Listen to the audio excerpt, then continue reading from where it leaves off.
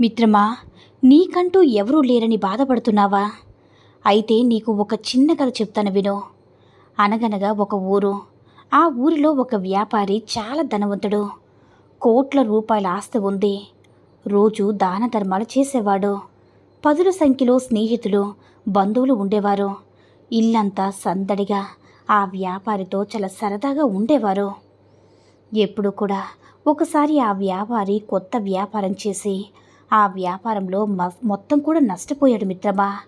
చివరికి ఉన్న ఇంటిని కూడా అమ్ముకున్నాడు. ఆ తర్వాత రోజు నుంచి అప్పటి వరకు తన ఇంటి మీద పడి తినేవాళ్ళు తనని చూసి మెల్లమెల్లగా జారుకోవడం మొదలుపెట్టారు. సంపదంతా పోవడంతో కటిక దరిద్రంలో బ్రతకలేక అతని భార్య కూడా పుట్టింటికి వెళ్ళిపోయింది. అతనొక్కడే చెట్టు నీడలో అలసిపోయి ఒరిగిపోయాడు. నా దగ్గర డబ్బు ఉన్నప్పుడు నా ఇంటి మీద పడి తిని నన్ను ఆకాశానికి ఎత్తేసిన వాళ్ళలో ఒక్కరూ కూడా ఇప్పుడు నేను కష్టాల్లో ఉంటే పట్టించుకోవడం లేదు. చివరికి నా భార్య కూడా అంటూ తలుచుకుని కుమిలిపోతూ ప్రాణాలు వదిలాడు మిత్రమా. నాకు ఎవరూ లేరని బాధపడే వారందరికీ ఈ కథ ఒక గుణపాఠం అవుతుంది. నువ్వు ఎప్పుడు కూడా ఒంటరి. నీ చుట్టూ చేరే వారంతా కూడా తాత్తాలమనుకుంటే నీకు ఒంటరని ఆలోచన ఎప్పటికీ రాదు. అర్థమైందనుకుంటా. నువ్వు ఎవరి ఇంటికైనా వెళ్ళి తిరిగి వెళ్ళేటప్పుడు వాళ్ళు సోఫాలని కూర్చొని మనకి వీడ్కోలు చెబితే దయచేసి ఇంకోసారి మా ఇంటికి రావద్దు అని అర్థం. గుమ్మం వరకు వచ్చి వీడ్కోలు చెప్పినట్లయితే ఎప్పుడైనా వచ్చిపో అని అర్థం. బయట గేటు వరకు వచ్చి వీడ్కోలు చెప్పినట్లయితే మాట మాటికి వస్తూ ఉండమని అర్థం. వీధి చివరి వరకు వచ్చి వీడ్కోలు చెప్పినట్లయితే ఇలా వచ్చి అలా వెళ్ళిపోవడం కాదు, ఈసారి వచ్చినప్పుడు కనీసం 4 రోజులైనా ఉండాలి అని అర్థం. బస్సు ఎక్కించి మరీ వీడ్కోలు చెప్పినట్లయితే నువ్వు వెళ్ళడం ఇష్టం లేదు, మాతోనే ఉండవచ్చుగా అని అర్థం. మరి మీ బంధువులు మీకు ఎలాంటి అనుభవం ఎదురయ్యిందో దయచేసి కామెంట్ చేయండి మిత్రమా. నువ్వు మాత్రమే బ్రతకాలనుకుంటే ఉద్యోగం మాత్రమే చేసుకో. కానీ నువ్వు జీవితంలో ధనవంతుడు కావాలంటే మాత్రం వ్యాపారాన్ని ప్రారంభించు. ఉద్యోగం నిన్ను మాత్రమే బ్రతికిస్తుంది. వ్యాపారం 10 మందికి ఉద్యోగాలు ఇవ్వడానికి పనికొస్తుంది. వారిని బతికిస్తుంది. వాడు ఏమనుకుంటాడో వీడు ఏమనుకుంటాడో కాదు మిత్రమా. నువ్వేమనుకుంటున్నావో అదే చేసేసే. నిన్ను అన్నవాడు ఎవ్వరు కూడా నీకు కష్టం వస్తే సహాయం చేయడు. మన గురించి వాళ్ళు వీళ్ళు ఏమనుకుంటున్నారని అనే కంటే అసలు మన గురించి మనకి ఏమి తెలుసు అనుకొని మనల్ని మనం పరిశీలించుకున్నప్పుడే మనలో మార్పులు మొదలవుతాయి మిత్రమా. ఏ అబ్బాయికైనా 25 ఉద్యోగం రాకపోతే ఇంట్లో వాళ్ళు కూడా నువ్వే మగాడివరా అంటారు. ఒక ఫ్యామిలీ మన ఉద్యోగం చేసి తన ఫ్యామిలీని పోషించడంతోనే సగం జీవితం అయిపోతుంది. అలా చేస్తూ ఏదో ఒక రోజు తను అలసిపోతాడు. తన గుండె అలసిపోతుంది. చివరికి ఆగిపోతుంది మిత్రమా. ఆ చావుకు వచ్చినవాడు తన బాధ్యత కంప్లీట్ చేసి మరీ పోయాడ్రా అని అది చేయలేకపోతే అసలు నువ్వు మగాడవేనా? నీకు ఎందుకురా పెళ్ళం పిల్లలు అంటారు. ఈ సమాజంలో 2 రకాల మనుషులు ఉంటారు మిత్రమా. మనం సంపాదిస్తే ఓర్వలేని, మనం ఖాళీగా కూర్చుంటే ఎగతాళి చేసుకునేవారు. ఈ 2 రకాలు.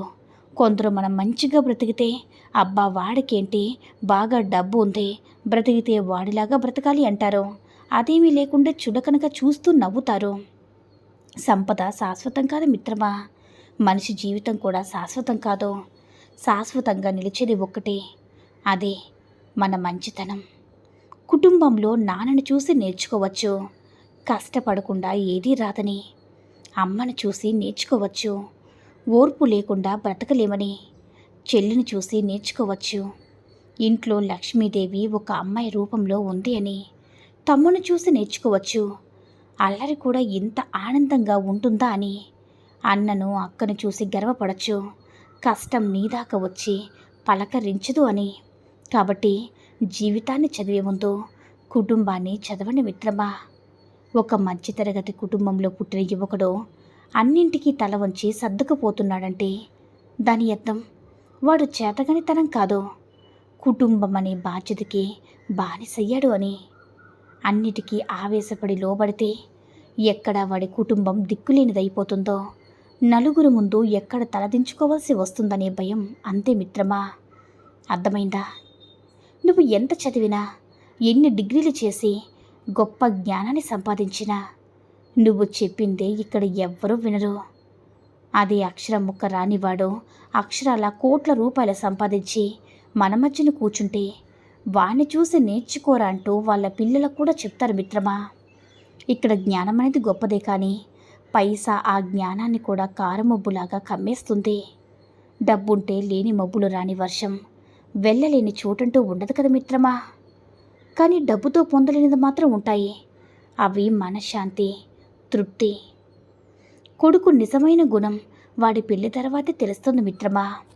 కూతురు నిజమైన గుణం తన యుక్త వయసులో ఉన్నప్పుడు మాత్రమే తెలుస్తుంది. మొగుడి నిజమైన గుణం తన భార్య అనారోగ్యంలో ఉన్నప్పుడు మాత్రమే తెలుస్తుంది. భార్య యొక్క నిజమైన గుణం తన భర్త పేదరికంలో ఉన్నప్పుడు తెలుస్తుంది. స్నేహితుడి యొక్క నిజమైన గుణం మన కష్టాల్లో ఉన్నప్పుడు తెలుస్తుంది. నిన్ను ఎవరూ గుర్తించలేదు అంటే నువ్వు ఏమీ చేతకాని వాడివి కాదని అర్థం మిత్రమా. అలా కాదని కాదు, నీ దగ్గర సొమ్ము లేదని, ఈ ప్రపంచానికి నిన్ను గుర్తుపెట్టుకునే తీరిక లేదు. ఒకవేళ ఈ ప్రపంచం నిన్ను గుర్తించాలంటే ఒకటి నువ్వు గెలవాలి, లేదా బాగా సంపాదించాలి.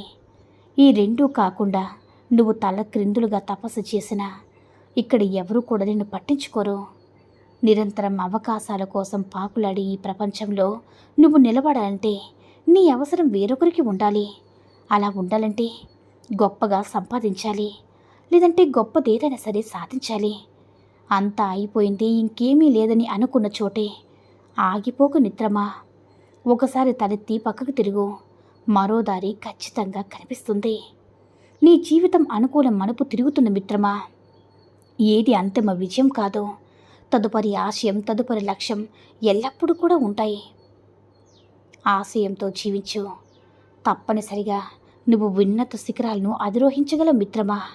మిత్రమా, ఒక స్త్రీ నీ నుంచి విడిపోవాలి అనుకున్నప్పుడు ఆమె ఎలాంటి పనులు చేస్తుందో ఈ వీడియోలో మనం తెలుసుకుందాం. ఒకటి, ముందుగా ఆమె తన రోజువారీ విషయాలను మీతో పంచుకోవడం మానేస్తుంది. 2, ఆమె మిమ్మల్ని తాకకుండా పూర్తిగా దూరంగా ఉండడానికి ప్రయత్నిస్తుంది. 3, ఆమె మీతో అస్సలేమీ మాట్లాడకుండా మౌనంగా ఉండిపోతుంది. 4, చిన్న చిన్న విషయాలకు కూడా మీతో గొడవ పడుతూ మీ మీద అరుస్తూ ఉంటుంది.